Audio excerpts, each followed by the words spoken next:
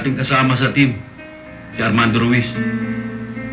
Na-aksidente sa motorsiklo at ililibing ngayon. Baka napapagod ka na, tita.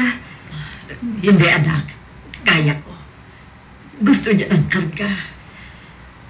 Siguro kung nasan naman papa ko ngayon.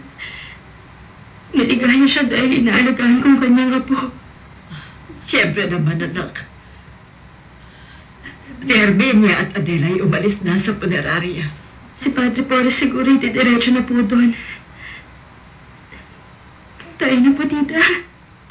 Oo, Marimar. Oo. Tayo na.